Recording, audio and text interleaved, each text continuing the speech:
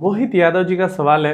मोहित मोहित नाम के साथ यादव नहीं, मोहित योद्धा मुझे नाम याद आ जाता है कॉमिक वर्स वाले का। आप अगर देखते हो मूवी रिव्यूज वगैरह भी करते हैं तो मोहित यादव जी का सवाल है। 32 ईयर्स इनकी एज हो चुकी है। Parag Parikh flexi cap, Mirae asset mid cap and axis small cap. तो एक मिड कैप हो गया, एक स्मॉल कैप हो गया एंड एक फ्लेक्सी कैप हो गया। इन 3 जगह पे 3,000 रुपये हर महीने की SIP जा रही है 30 साल के लिए। क्लियर है। इसके अलावा यहाँ पे Canara bank small cap, quant small cap, PGM mid cap, 2 small cap, एक मिड कैप के अंदर 1-1 लाख रुपए लमसम भी करके रखा है।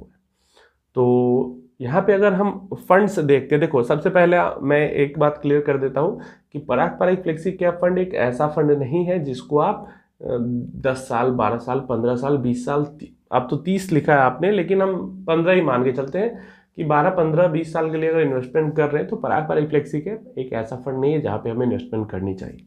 क्लियर है। वहाँ पे हमें स्मॉल कैप के अंदर ही इन्वेस्टमेंट करनी चाहिए।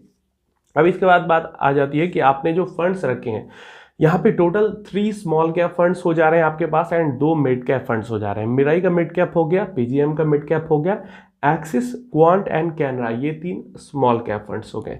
तो ये बात आप ध्यान में रखो कि नंबर ऑफ फंड्स आपके पास 6 हो चुके हैं। क्लियर है।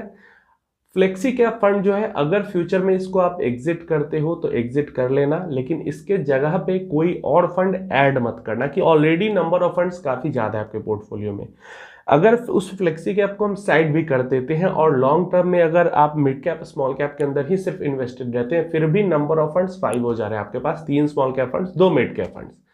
और अगर ये सोचकर आप कि इस साल ये अच्छा परफॉर्म कर रहा है इसके अंदर इन्वेस्टमेंट कर देता हूँ, फिर अगले साल कोई और अच्छा परफॉर्म करेगा उसके अंदर इन्वेस्ट करूंगा, तो ऐसे ऐसे अगर आप हर साल नए फंड के अंदर इन्वेस्टमेंट करते जाओगे तो नंबर ऑफ फंड्स काफी ज्यादा हो जाएंगे आपके पोर्टफोलियो में।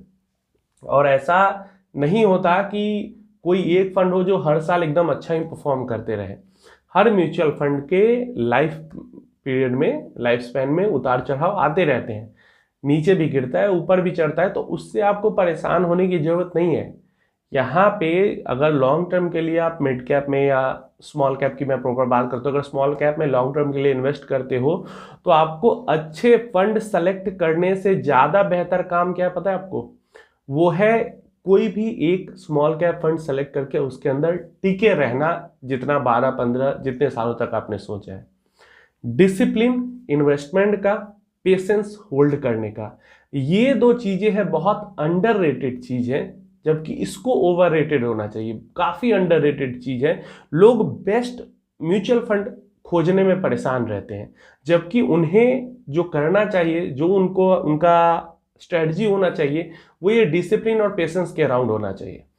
बेहतर फंड खोज लेना अच्छी बात, क्योंकि हर बेहतर फंड के लाइफ टाइम पीरियड में गिरावट वाली समस्या आएगी ही आएगी।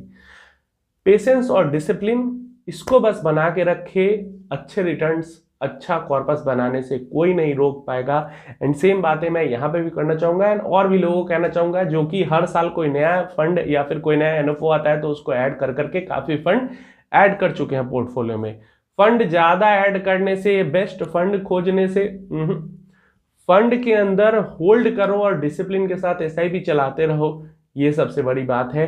एंड डेफिनेटली यही मैं यहाँ पे भी कहना चाहूंगा, अगर मेरा ये पोर्टफोलियो होता बस इन 3 mid cap fund, 3 small cap fund, 2 mid cap fund, वो भी इतने फंड ऐड कर लिए हैं इसलिए, नहीं तो 2 स्मॉल कैप 1 मिड कैप से भी काम, 1 मिड कैप और 2 स्मॉल कैप से भी काम हो जाता।